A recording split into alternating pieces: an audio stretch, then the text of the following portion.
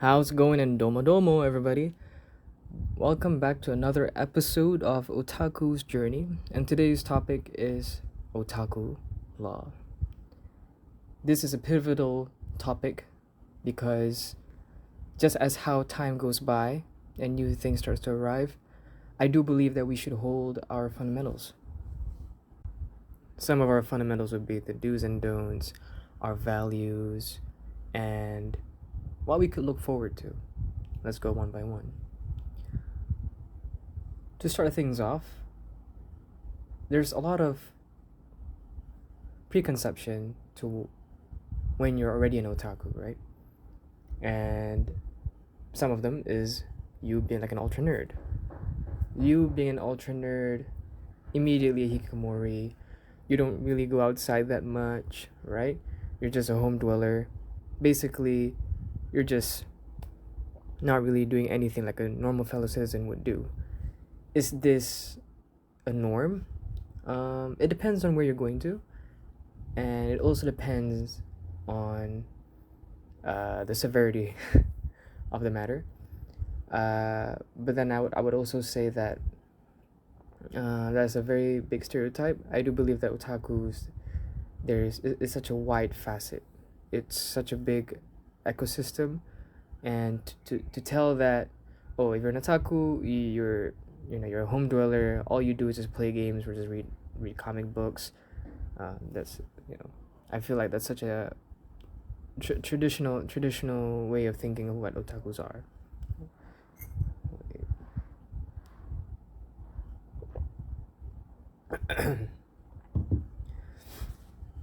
But how about modern?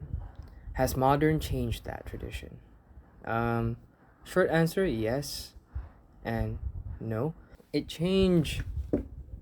It changed in a way because the new generation of otakus it's way more nuanced. As a matter of fact, there's a new column which is VTubers, and yeah, I'd say that VTuber otakus are very very prevalent. I think they're no different than idol otakus, if I'm being really honest. But I do say VTubers has a special position within the otaku realm. But yeah, a lot of stuff has changed within the otaku realm. But the people, the way how they're being perceived and their actions, some of them hasn't changed. And I'd say that hopefully within this commentary, I'm able to shed light and give a little bit of perspective of both the modern day and the elden times. During the elden times, it was very simple. To be an otaku, you could be the top 3 or the top 4, right? And by top 3, I mean like you're a manga reader full on, you're a gamer full on, you're an anime watcher full on, or like you're like a light novel reader full on, and that's fine, right? But these people, right? It's as if like they don't budge. They don't budge from their spectrum. Maybe every now and then they would, but for them it's like a rule of thumb that they just don't want to move from their lane. And sometimes it's not because that they just want it that way. No, it's because they have like this stubbornness. Like, yeah, technically they can go to the other side, but because of their, I guess you could say their loyalty to their position, they just don't want to move, which is totally understandable. But that is very unnecessary, if I do say so myself. Which is where the modern day comes in, and modern days, that doesn't happen as much now. And I would even say things are way more nuanced, and it's not as one-dimensional as it is. But I still say some of the values of otaku way back then still stay till now, and which is that some people, for them, once they become an otaku, they just can't budge. They can't budge from where they are, and by that I mean, again, if we bring back to the old things that otakus do, play countless hours of games, read countless hours of manga, and the list goes on, light novels and whatnot. But then, like, let's just say if they want to watch like a particular show, or maybe they want to do something else that won't deem them as an otaku. For them, it's like blasphemy. Like, oh wait, I can't do this. This go this goes the opposite of what I stand for. And to that I say, so be it. It's okay. It's okay for you to watch Adventure Time, and it's okay for you to want to feel like you want to go to the park, right? It's okay. Because I know some people, all they want to do is just stay in the inside, and just like for them like they want to do it, but because like, oh yeah, but I'm a I'm a light novel otaku. Oh yeah, I'm a manga and anime otaku. So what? So what? If you feel like going out, go out. It's okay, right? And then comes to the question of the authenticity. And I think we've talked about this before regarding the first journey episode. I think I want to do a remaster of that one day, but that's besides the point. Which again brings back the concept of authenticity. Like, at what level of otaku are you? And for that, I have two answers. One, it doesn't matter. I don't think you should care. And my second answer is, yeah, it will change, right? Because people, it's a simple thing. Like, if you go hours and hours mastering the blade, you'll be good at the blade. And the same applies if you spend hours upon hours in anime, you'll be a sage and a library of anime knowledge, right? Yeah.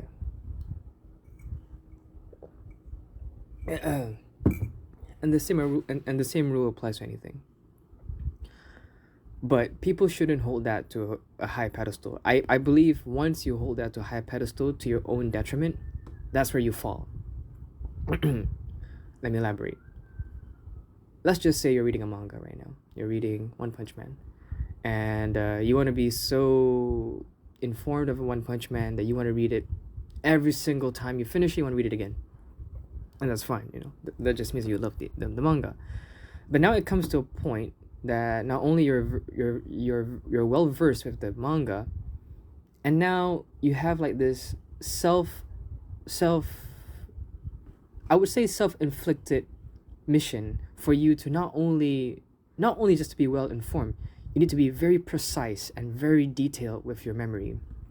And of course, to achieve such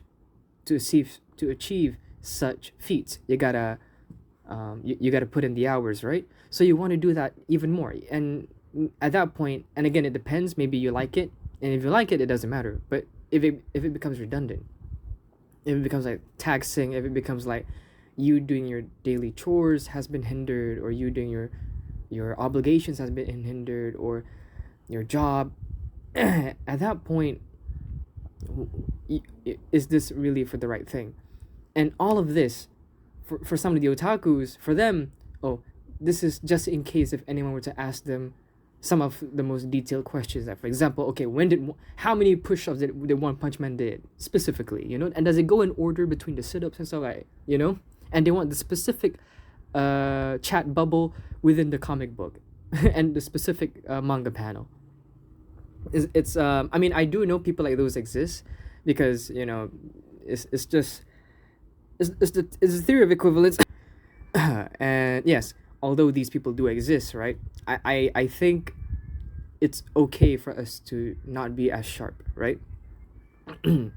And I guess to throw in a bit of a loop here, let's just say if your job calls for it, let's just say that you are a I guess you could say ACG, anime comics games. I think ACG stands for anime comics games, or it could be anime cosplay. Anime comics games community, and you are paid to talk about anime and manga, then I wouldn't fault you to be much more indulgent with the things that you do, be it games or be it manga. I think, as a matter of fact, I believe that you should. You should know what to talk about if you're gonna write about something, or you're gonna you could say do a detailed description. It doesn't have to be about it using writing or video, as long as you are well informed and you're telling the right things. but that's another thing. But again, we're talking about an average Joe here. to that I say, It's okay. You don't have to. And again, I'm giving a special caveat to those who feel redundant. If, let's just say, you just get a high, you get so much fun, you feel very jolly every single time you reread a particular piece, be it Naruto or any kind of thing, that's fine. But I think people need to realize that holding that to a position where like it's necessary, that for me is just outrageous, and people should not hold that to a high degree. And another value of this is a sense of loyalty, right? You are in the community, right? Again, it doesn't matter any faucet that you fall into, you're in that community. But then you just feel like doing something else, or maybe you just want to chill, you just want to do something else besides that. Now, the extreme example would be that they feel like, oh no, I can't leave, I have to put my heart and soul into this, which is very honorable. I do believe that's very honorable. But again, if you feel like you're being pushed because out of an expectation, right? The fun and the magic of a particular caveat of an otaku goes away. It goes away because at that point you're not doing this because you want to feel it. The reason why, because you want to take care of someone else's feelings. So at that point, your priorities are very skewed. So again, loyalty to something is good. And the thing is, the funny part about this whole argument, right? Again, it could be any kind of faucet, manga, what may have you. It could even be light novels. It doesn't matter. Just because you take a break, or just because you're no longer in the updated loop, right? That doesn't mean that you drop it off. I guess to give an example is like reading a book. Maybe, you know what? I'm not a book reader, so I guess I can't really say. Okay, basketball. Let's just give basketball, right? Because I play basketball. You play basketball. You're playing. And then for a few days or for a few weeks you don't play. This does not mean you don't play basketball anymore. This just means that for a few days or for a few weeks you haven't played basketball. Now, does this mean that by doing this, you've revoked the card of being a basketball player? No. By doing this, does this mean that you hate playing basketball? No. This just means that you have other things that you have to do, or maybe you just want to do something else, and that's fine, right? I bring this to such an importance, I'll just bring it up till the very end. Yeah. So you are still a basketball player, and I still I feel the same applies to book readers. You read a book, and all of a sudden, oh wait, I've been reading 10 books so far, and I haven't opened up any kind of screens.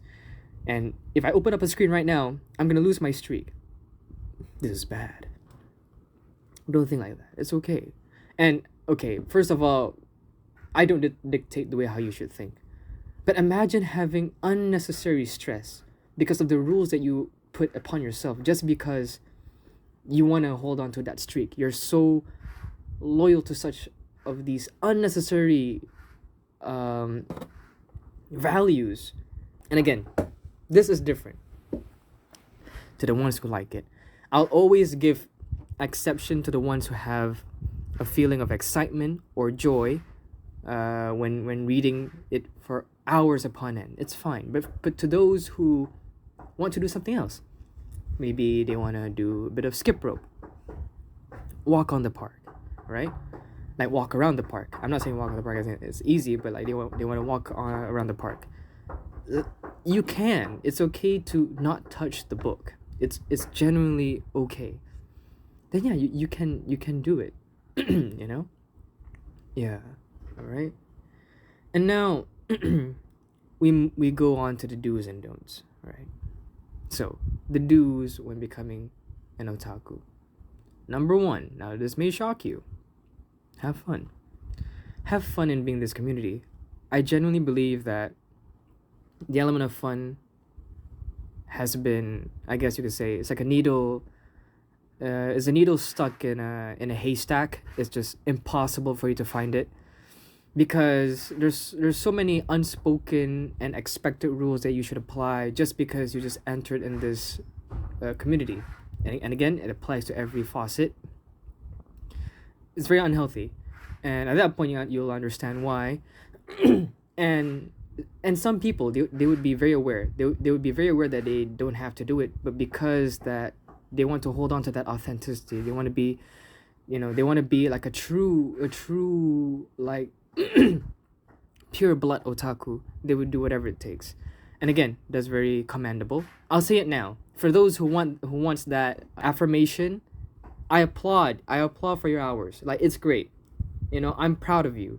I'm pretty sure reading 50 books in a span of a month wasn't easy. I agree. It's fine. I mean, hey, I don't read.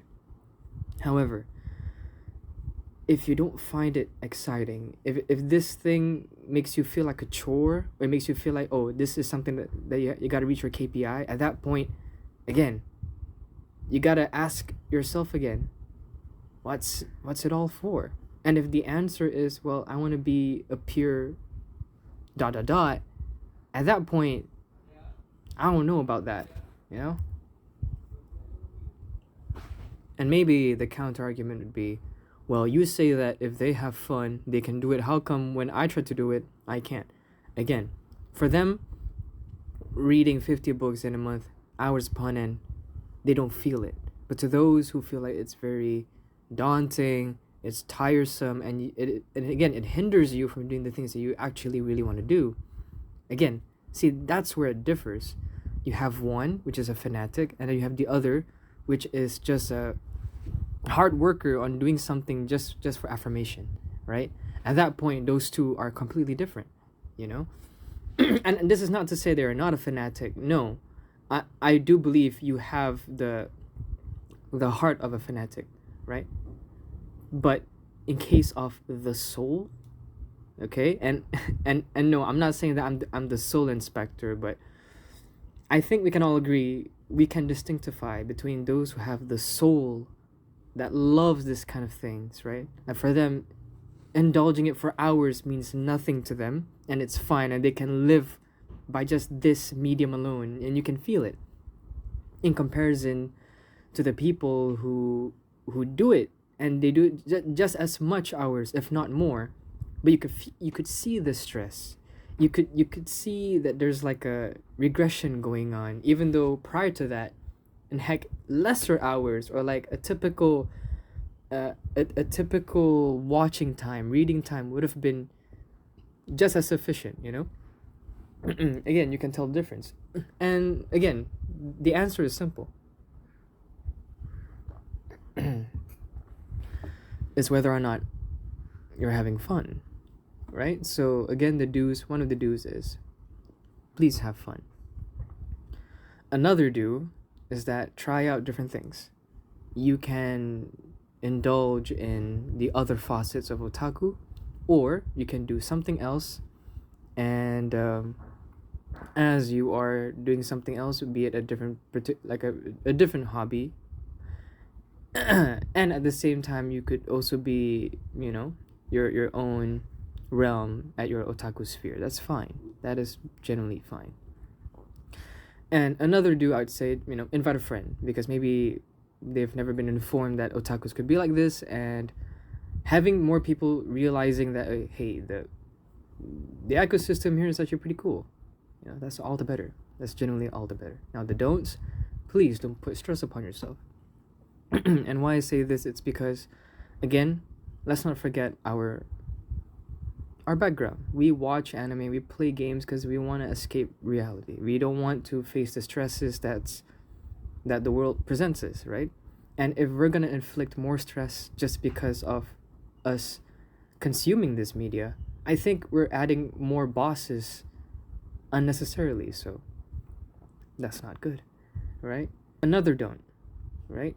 Don't try to be unnecessarily loyal. You could be very loyal to the anime community. You can be very loyal to the manga, whatever, what have you, right? But if you choose to go somewhere else, that's also fine. You could be a light noveler, or you could be a writer yourself. It doesn't matter. At the end of the day, the fact that you like that medium alone, that deserves respect in and of itself. Yeah. The next don't try to compare your level of knowledge or comprehension, so to say, on a particular medium. If, let's just say, someone knows more about a particular series than you, or maybe like a voice actor or something like that, or director, light novel writer, it works with every faucet. It's okay. It's okay. And the reason why, it's because that's how you know that they've, clocked in their hours for fun, I guess, and I'm being this very respectfully. They definitely love what they're doing, and you can tell that they love it because they would even know the people who work behind it. So that's how much love that they have. and it's fine. The moment, I think there's a saying, comparison is the thief of joy. So if you compare yourself to another person that has been in the game for quite some time, then don't be surprised if all of a sudden you feel down. Don't compare a level 1 journey to a level 20 journey. Both level up differently, and it's okay.